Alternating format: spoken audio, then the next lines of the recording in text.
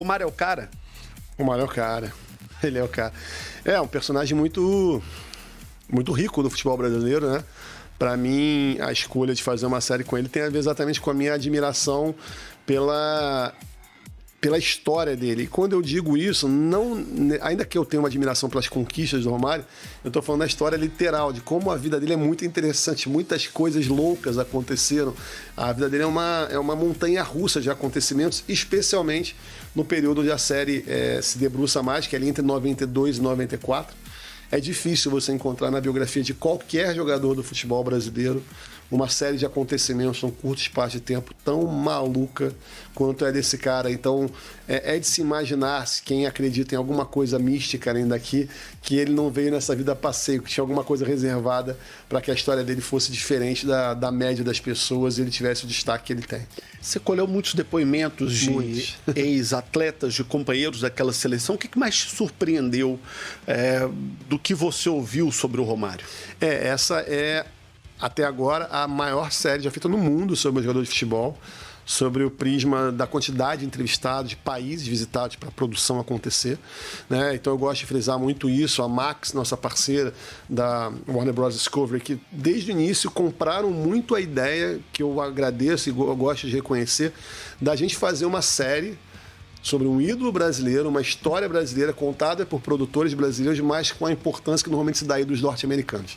Então a gente teve uma condição de produzir algo muito incrível e visitar, encontrar tantos desses caras que você falou pelo mundo afora. Foram mais de 80 entrevistados que a gente teve, entre eles Guardiola, Ronaldo, Roberto Baggio, Baresi, Stoichkov, né? A nata ali dos anos 90, daquela época que a série está retratando, alguns que vieram depois, como Neymar, né, que aparecem na série também, fora os companheiros, Bebeto, Parreira, Jorginho, Zinho, tanta gente daquela seleção, Ricardo Rocha, incrível, assim, né? Então, de fato, é uma série que acabou trazendo muito essa força de personagens que mostram o tamanho desse cara. A gente sentia claramente, quando chegava, por exemplo, a entrevistar o Guardiola, que ele estava sentando ali e dando 20 minutos pra gente, porque de fato ele admira esse cara. Ele não precisa, o Guardiola não precisa estar na série do Romário. Você pode achar que vários desses personagens, não aparecem há um tempão, querem janela, exibição. O Guardiola não.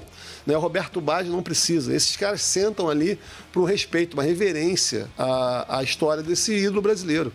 O Romário, ele era muito maior do que o Guardiola como jogador de futebol. Hoje o Guardiola é um personagem, na minha opinião, maior para o futebol mundial, mas como jogador o Romário era muito maior do que o Guardiola.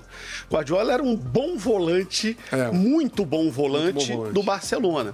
O Romário era o cara. Da seleção espanhola também, né? O Romário, numa época que a Espanha não ganhava nada. O Guardiola disputa a Copa de 94, inclusive, sai nas oitavas ou quartas de final para a Itália. Mas teve também quem não quisesse falar.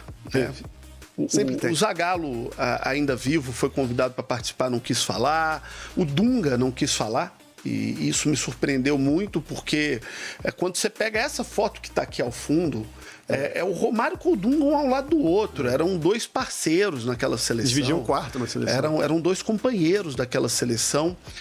Também o Careca, ex-jogador do São Paulo, do Napoli, e o Miller, grande ídolo do futebol nos anos 90, eles não quiseram falar. Por quê? O que aconteceu? Vamos ligar para eles. O Zagallo não dá para ligar mais. Mas você ligou. Você ligou para ele e eles não quiseram. Então você pode contar. Não, posso falar, não tem problema nenhum. Na verdade, assim, nem sempre a gente tem uma justificativa e a gente respeita. O que acontece, a gente convida as pessoas, né? Não necessariamente eu. Eu trabalhei, a minha produtora Phil Demet, é outra produtora que é a Chroma Key, que fizemos esse trabalho. Tem uma equipe gigante, maravilhosa, um beijo a todos eles, sozinho não faria nada disso. Mas a gente entra em contato com essas pessoas, explica o que está fazendo e eventualmente eles recusam, não dão justificativas. Você insiste e você não necessariamente vai ser inconveniente, não tem obrigação de dar a entrevista. O né? Zagallo nunca teve uma boa relação com o Romário, desde aquele episódio no corte da Copa de 98, seguido pelo bar lá do Romário, que o Romário colocou o Zagallo com um cartoon na porta de um banheiro. E o Dunga, eu não sei, talvez alguma coisa ali relacionada à Copa do Mundo, quando foi técnico, alguma crítica. Como o Dunga não nos respondeu, porque não teve essa resposta, a gente entende. O Romário relatava pra gente, de maneira privada, que parece que havia tido algum desentendimento pessoal entre eles nos últimos anos. Isso afastou a amizade deles. E de alguma forma a gente acha que isso pode ter contaminado a percepção do Dunga. É engraçado porque às vezes essa galera entende que você está fazendo uma série. Óbvio que a série é sobre o Romário. Ela não é do Romário, no sentido que ela não pertence ao Romário. É uma equipe que está trabalhando para produzir sobre aquele personagem, né? Então, assim, o Romário não teve nenhuma ingerência sobre a série. O Romário não escolheu o que falava e o que não falava. O Romário sequer viu algum corte de edição. O Romário assistiu a série no ar como todo mundo, nunca viu um episódio antes. Só que é difícil para as pessoas, elas normalmente acham que estão fazendo algo do cara e fazendo um favor para ele, quando não passa por aí, né? E eu acho que isso misturou um pouquinho e por conta dessas celeumas pessoais do Dunga e do Romário naquele momento, talvez isso tenha influenciado. O Careca e o Mineiro também não sei te dizer por quê, foram contactados, mas por razões diversas que eu não sei quais são, mas tentamos de algumas formas. E a gente menciona os dois porque, de fato, a série coloca a trajetória dele, a história do Romário se cruza com a história desses dois e existem pontos importantes que eu entendo que seria válido eles se posicionarem e comentarem, porque eles são personagens ativos de alguns momentos nesse. E eles não o quiseram.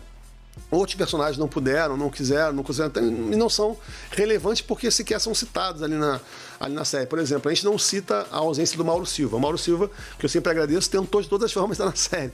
Tentou participar, a gente tentou 2, 3 vezes gravar, não conseguiu, né? Acabou que não tem nada ali muito grave que envolva o Mauro Silva que seja digno de nota que ele não participou. Esses estão mais anotados ali porque, de fato, o espectador pode sentir falta de escutá-los comentando o que foi citado a respeito da vida dele. Depois de ouvir 80 figuras do futebol mundial sobre o Romário, como é que você definiria em poucas palavras quem é o Romário pro futebol? Pro futebol? Pro Romário pro futebol. Cara, eu acho que o Romário pro futebol é um cometa que passou muito rápido, né? Especialmente no que a série fala, que é uma perspectiva do futebol mundial. Então a gente entrevistou muita gente do futebol mundial. E, especialmente para fora do Brasil, a sensação é de quando você vê, sei lá, nossa época, quando a gente era criança, passou o cometa Halley, né? Isso foi um acontecimento, viu o cometa passar, né? O Romário foi um cometa que passou muito rápido para essas pessoas. Quem viu é encantado, né? Coloca ele no patamar que eu acho que ele merece estar. Quem não viu não consegue entender como é que... Pô, por que é tão importante? Quem não vê um cometa, não entende a comoção, também não vai entender, né? Então, eu acho que o Romário tem um pouco dessa característica pro futebol mundial. E eu acho que ele fez escolhas, né, que eu não condeno de forma alguma. Eu sempre digo que o Romário não funciona pela lógica das outras pessoas. Ele é um ser humano com um chipzinho diferente. Então, para ele, de fato, isso que eu vou falar agora não é importante. Mas ele nunca fez questão de ser do tamanho que a gente sabe que ele é e que poderia continuar sendo. Então, ele preferiu voltar pro Brasil, jogar no Flamengo, jogar no Vasco, morar na Barra. De casa, morar na Barra. Aí você fala, ele podia ter sido o melhor do mundo 5 vezes? Podia, mas isso não é algo que importa para ele.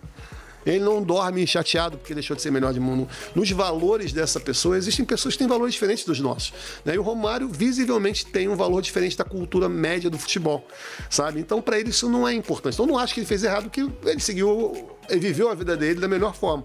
Mas poderia ter sido muito mais dentro dessa nossa lógica, que para ele eu acho que não tira um minuto de sono dele até hoje.